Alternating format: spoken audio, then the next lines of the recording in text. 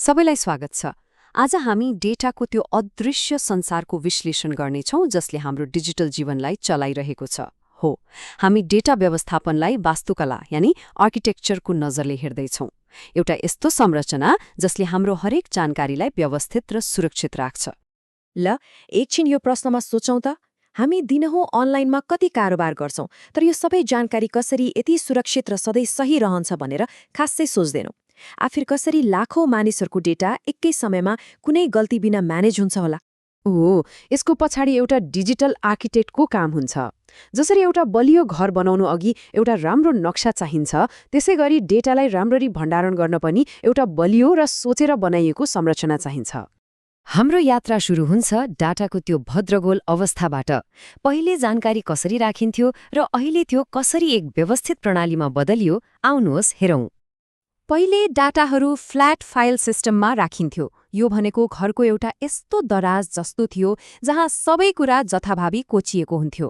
तर अब हामीसँग डाटाबेस म्यानेजमेन्ट सिस्टम अर्थात् डीबीएमएस छ, जुन एउटा व्यवस्थित पुस्तकालय जस्तै हो जहाँ हरेक किताब आफ्नो सही ठाउँमा सही तरिकाले राखिएको हुन्छ। त्यसो भए यो डीबीएमएस वास्तवमा के हो त? यो एउटा विशेष सफ्टवेयर हो जसले डाटाको लाइब्रेरियनको रूपमा काम गर्छ। डाटालाई कहाँ राख्ने, कसरी सुरक्षित गर्ने र कसले हेर्न पाउने, यो सबै कुराको व्यवस्थापन यसैले गर्छ। र यसका फाइदाहरू साँच्चै शक्तिशाली छन्। डीबीएमएसले सबै डाटालाई एउटै ठाउँबाट व्यवस्थापन गर्न मद्दत गर्छ। एउटै डाटा पटक पटक राख्ने झन्झट हटाउँछ र सबैभन्दा महत्त्वपूर्ण कुरा त्यसलाई सुरक्षित राख्छ।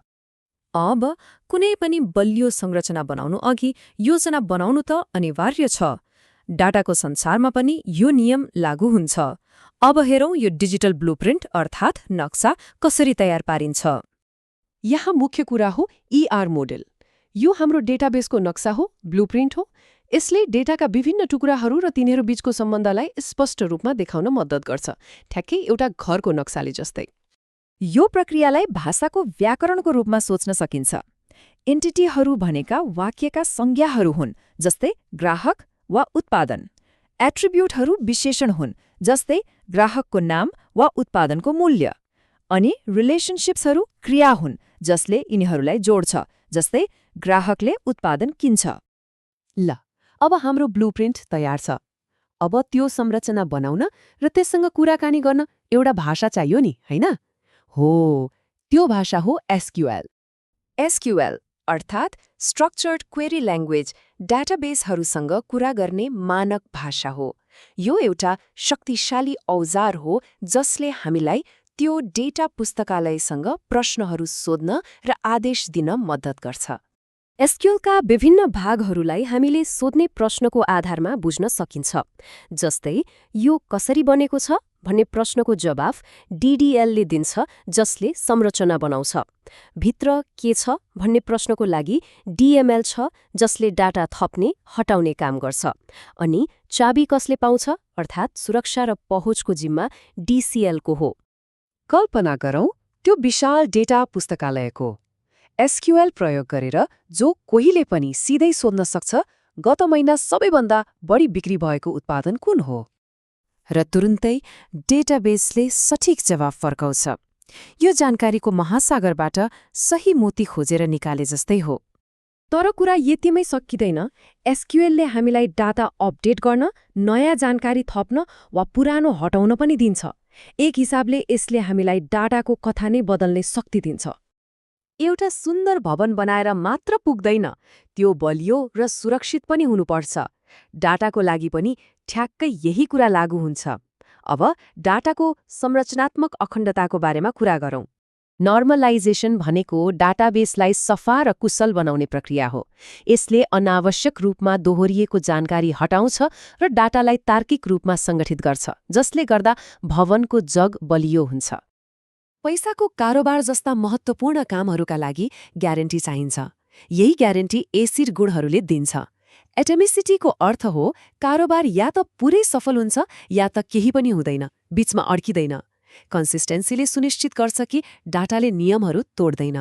आइसोलेसनको मतलब हो एउटा कारोबारले अर्कोलाई असर गर्दैन। र ड्युरेबिलिटीको अर्थ एकपटक काम सकिएपछि त्यो परिवर्तन स्थायी हुन्छ, कहिले हराउँदैन। अब एउटा रमाइलो प्रश्न। जब धेरै मानिसहरूले एकै समयमा एउटै डाटा प्रयोग गर्दैछन् भने के हुन्छ त? हो, यसको लागि पनि एउटा चलाक समाधान छ। टु फेज लकिङले डाटाको लागि ट्राफिक प्रहरीको रूपमा काम गर्छ। जब एउटा कारोबारले कुनै डाटा प्रयोग गरिरहेको हुन्छ, यसले त्यसलाई लक गर्छ ताकि अरू कसैले बीचमा त्यसलाई चलाउन नसकोस्। त्यो काम सकिएपछि मात्र लक खुल्छ। यसले गर्दा कुनै दुर्घटना हुँदैन। प्रविधि सधैँ विकसित भइरहेको छ र डाटाको वास्तुकला पनि। अब हेरौँ परम्परागत संरचनाहरूभन्दा बाहिर के कस्ता नयाँ अवधारणाहरू आएका छन्। परम्परागत डाटाबेसहरू सफा र संरक्षित डाटाको लागि उत्कृष्ट थिए। तर सामाजिक सञ्जाल, फोटो र भिडियोहरू जस्ता विशाल र भद्रगोल डाटाको बाढी नै आएपछि हामीलाई नयाँ प्रकारको भवन चाहियो। यसले एसक्यूएल र नो एसक्यूएल बीचको मुख्य भिन्नता देखाउँछ। एसक्यूएल डेटाबेसहरू ब्याङ्कको भल्ट जस्तै हुन्, अत्यन्तै सुरक्षित, व्यवस्थित र हरेक कुराको निश्चित ठाउँ भएको। अर्कोतिर नो एसक्यूएल डेटाबेसहरू भने विशाल सामाजिक सञ्जालको फिड जस्तै हुन्, लचिलो, छिटो बढ्न सक्ने र हरेक प्रकारको नयाँ डाटा, चाहे त्यो फोटो होस् वा भिडियो, सजिलै समायोजन गर्न सक्ने। हामीले देख्यौं कि कसरी डाटालाई भण्डारण मात्रै गरिँदैन, तर होशियारीपूर्वक डिजाइन, निर्माण र सुरक्षित गरिन्छ। यो डिजिटल वास्तुकला हाम्रो आधुनिक संसारको जग नै हो। अब प्रश्न यो छ, जब जग यति बलियो छ, भविष्यका वास्तुकारहरूले यसमाथि कस्ता कस्ता अचम्मका संरचनाहरू निर्माण गर्नेछन्? सोच्दै गर्नुहोला।